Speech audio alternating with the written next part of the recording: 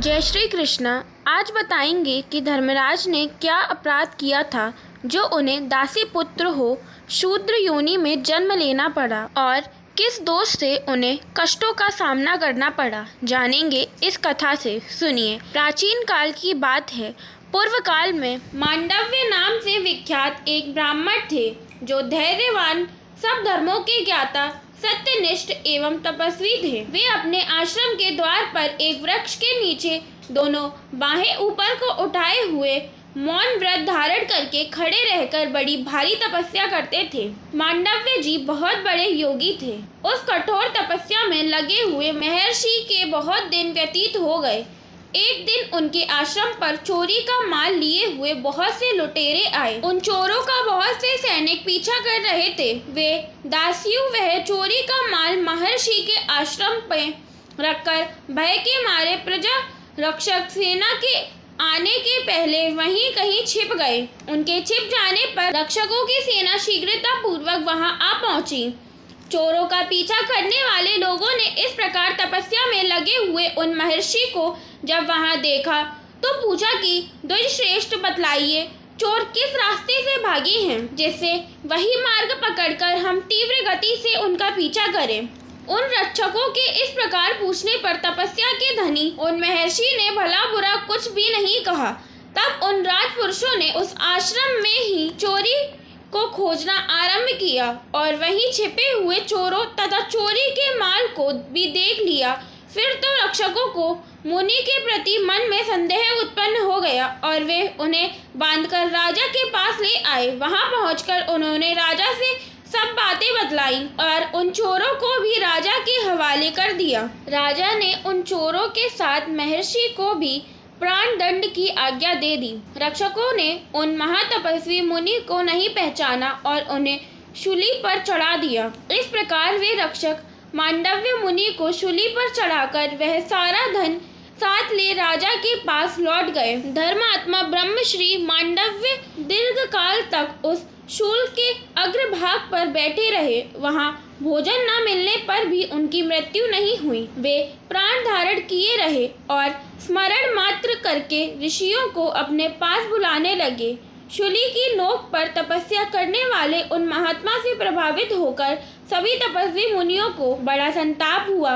वे रात में पक्षियों का रूप धारण करके वहां उड़ते हुए आए और अपनी शक्ति के अनुसार स्वरूप को प्रकाशित करते हुए उन विप्रवर मांडव्य मुनि से पूछने लगे, ब्राह्मण, हम सुनना चाहते हैं कि आपने कौन सा पाप किया है जिससे यहाँ शूल पर बैठने का यह महान कष्ट आपको प्राप्त हुआ है। तब मुनि श्रेष्ठ ने उन तपस्वी मुनियों से कहा, मैं किस पर दोष लगाऊं?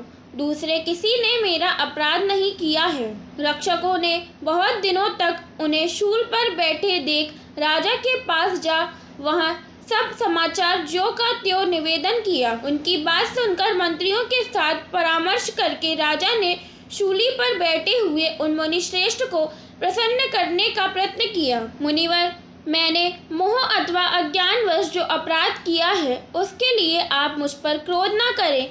मैं आपसे प्रसन्न होने के लिए प्रार्थना करता हूँ। राजा के यो कहने पर मुनि उन पर प्रसन्न हो गए। राजा ने उन्हें प्रसन्न जानकर शूली से उतार दिया। नीचे उतार कर उन्होंने शूल के अग्रभाग के सहारे उनके शरीर के भीतर से शूल को निकालने के लिए खींचकर निकालने में असफल होने पर उन्होंने उस शूल को मूल भाग में काट दिया।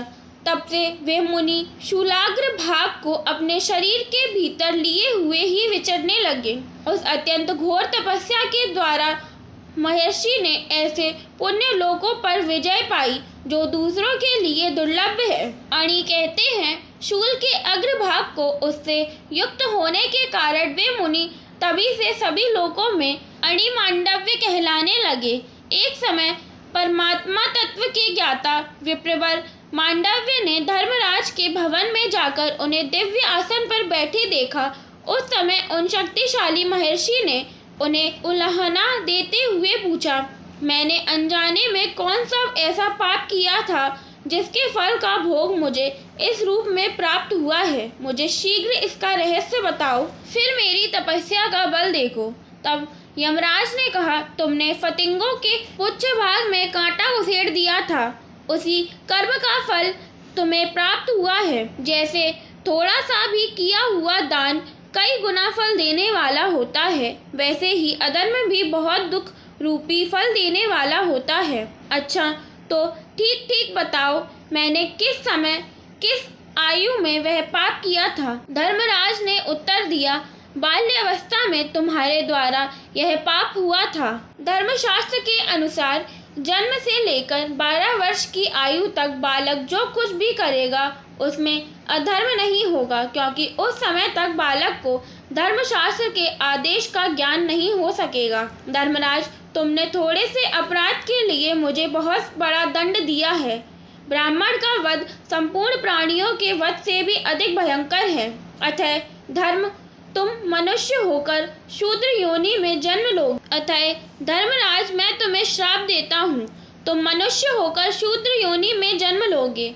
आज से संसार में धर्म के फल को प्रकट करने वाली मर्यादा स्थापित करता हूँ। 14 वर्ष की उम्र तक किसी को पाप नहीं लगेगा, उससे अधिक की आयु में पाप करने वाले को ही दोष लगेगा। राजन, इसी अपराध के कारण महात्मा मांडव्य के श्राप से साक्षात धर्म ही विदुर रूप से शूद्र योनि में उत्पन्न हुए। वे धर्मशास्त्र एवं अर्थशास्त्र के पंडित, लोभ और क्रोध से रहित, दीर्घदर्शी, शांतिपरायण तथा कौरवों के हित में तत्पर रहने वाले थे। इसी कारण से धर्मराज को शूद्र योनि में जन्म लेके आना पड़ा और कष्टों का सामना करना पड़ा। जय श्री कृष्ण, जय श्री हरि, राधे राधे।